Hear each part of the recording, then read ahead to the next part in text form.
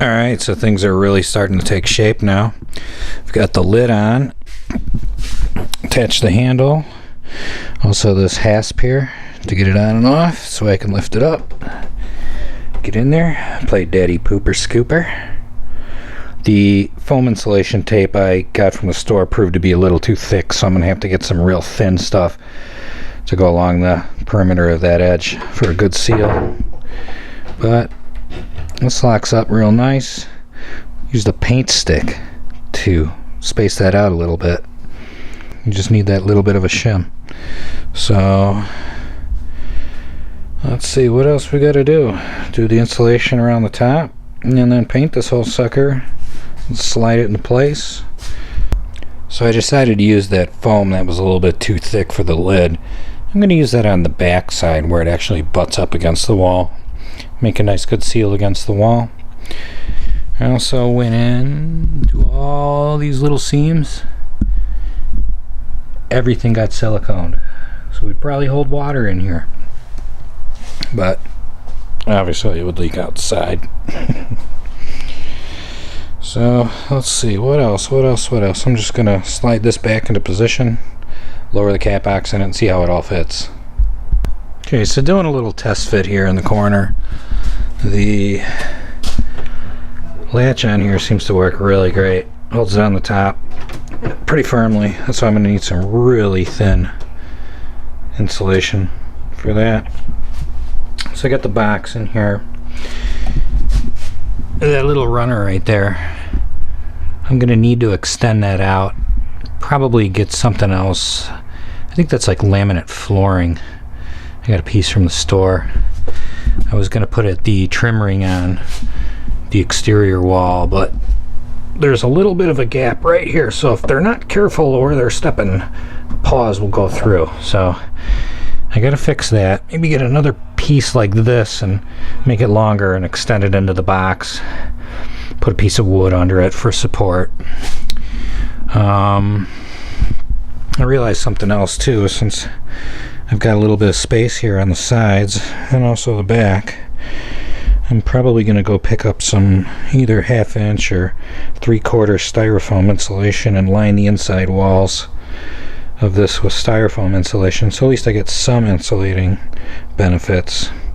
And then down here at the bottom, because I want that front edge always pressed up against, I'm going to put a stringer down on the bottom. So when I drop the box in, it always sits in the right position and it can't move backwards. So what else? Oh, another thing I forgot to do. Originally I was going to put a 2x4 across the back and not make the lid as big. Cut that in 1.5 inches and do 2x4s, almost kind of like a border around here, so it'd make a really, really nice seal fitting in. But I didn't do that. I just made the lid like it is, so if you look on the side, I've got a really tight gap there. It will swing up right now without hitting the wall, but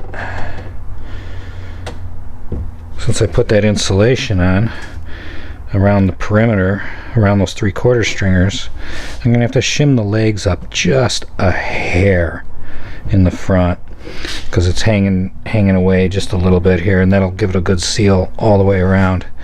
When I do that, I'm probably gonna have to take the circular saw and make just a real quick pass here and take off maybe like about 1/8 of an inch, so that way this doesn't hit the wall.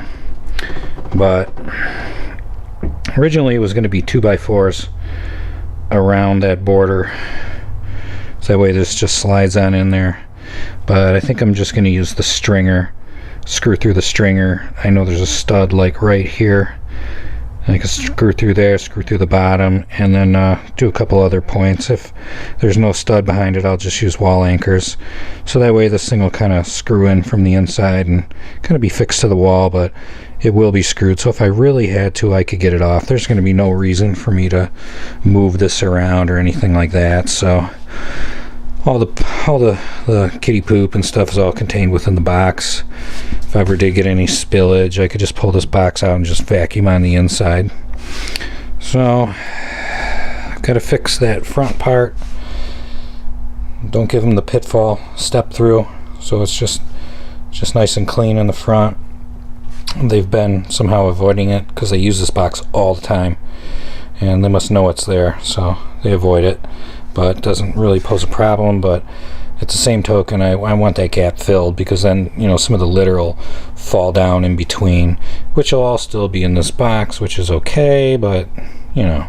So and then once I do that, a stringer in there and get that thing fastened onto the wall, shimmy up the legs, then I'll fully paint it, and then it'll look like it's just brown and it disappears into the corner here.